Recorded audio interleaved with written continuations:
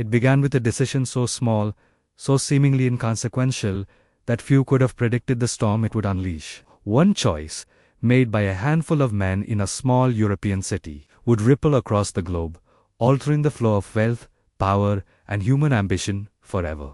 The year was 1609.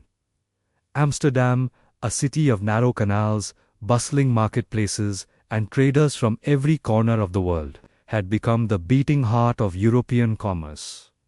Spices from the Indies, silver from the Americas, silk from the Far East. This was a city where the world came to exchange more than goods. It came to exchange ideas, dreams, and most importantly, money. In a quiet, unassuming building, a group of merchants and financiers convened. They were not kings or generals, but their influence would soon rival that of emperors. After hours of debate, calculations, and quiet persuasion, they made a decision that would forever change the trajectory of human wealth. They created the world's first official public bank, the Amsterdam Wissel Bank. To understand why this was so revolutionary, we need to step back and look at the nature of money at the time. Coins were unstable, their value fluctuated constantly, and counterfeit currency was rampant. Merchants traveling from city to city faced a perilous gamble every time they exchanged their gold and silver. Wealth, no matter how vast, could vanish in the blink of an eye. The Wissel Bank introduced a radical idea, a centralized institution where money could be deposited, exchanged, and accounted for with an unprecedented level of security and trust. It was, in essence, a guarantee of stability in a chaotic world. The bank issued its own ledger, a paper record of deposits, and established a standardized value for coins from dozens of countries. For the first time, a merchant could know with certainty the true worth of their wealth. But the impact of this decision went far beyond bookkeeping. By creating a secure system for managing money, the bank allowed for the rise of credit. Merchants could borrow money to fund voyages to India or the Americas, confident that their loans were backed by a trustworthy institution. Risk, the lifeblood of innovation and commerce, suddenly became manageable. As credit flowed, the world changed.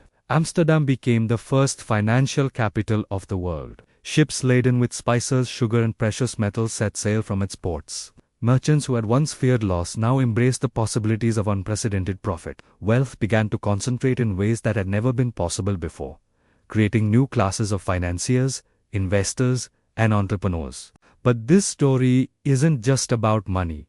It's about human psychology. The creation of the bank tapped into something primal. Our desire for security, for certainty, for control over an uncertain world. People trusted the bank because it promised stability. They invested because it promised opportunity. And in doing so, they unknowingly set the stage for a global financial system that would both elevate civilizations and sow the seeds of inequality.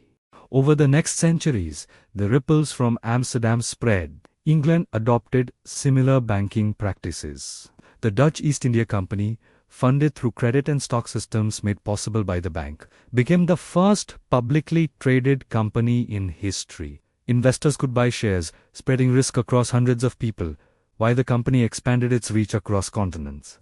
The first seeds of modern capitalism were planted, and with them the mechanisms that govern wealth to this day. Yet, the story is not without its shadows. With the concentration of wealth came tension, envy, and instability. The same systems that allowed merchants to rise to unimaginable prosperity also made entire economies vulnerable to collapse. Financial bubbles, crashes, and recessions phenomena we now recognize as inherent in our system can trace their roots back to this initial experiment in centralized banking and credit. One decision had opened the door to both possibility and peril.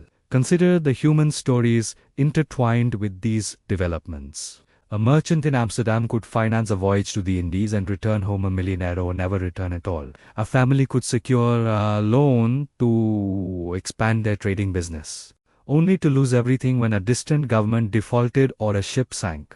The bank created opportunity, yes, but it also magnified risk. It transformed the economic landscape into a stage where courage, greed, and miscalculation collided in ways previously unimaginable. By the 18th century, banking institutions modeled on the Amsterdam Whistle Bank had spread across Europe, from London to Paris.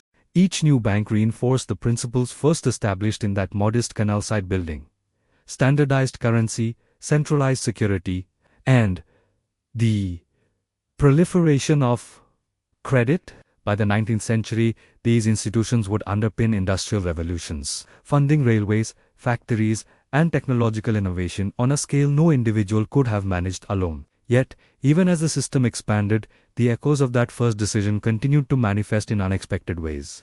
Wars, colonial expansion, and global trade networks were facilitated, in part, by financial systems born in Amsterdam. Wealth became not just a measure of personal success, but a tool of geopolitical power. One decision, a single step toward formalized banking, had changed the very structure of human society. And today, the legacy of that decision is everywhere. When you swipe a credit card, when central banks adjust interest rates, when investors speculate on global markets, you are operating within a system whose roots trace back over 400 years. A decision made in a quiet room by men few would remember, set into motion forces that shape the fortunes of nations, corporations, and individuals every single day. It's easy to overlook such moments in history, to assume that the structures we live within have always existed. But history reminds us that our world is constructed of choices, sometimes small, sometimes daring, that ripple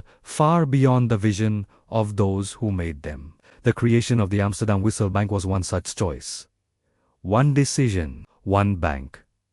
And in its wake, the concept of wealth itself was forever transformed. So, next time you think of money, or banking, or the power of finance to shape lives, remember this: it all began with a choice. A choice to centralize, to standardize, to trust in a system larger than any one individual. A decision that, whether intended or not, changed the world's wealth forever. And perhaps the most haunting lesson of all is this: every decision, no matter how small it seems, carries within it the power to reshape history.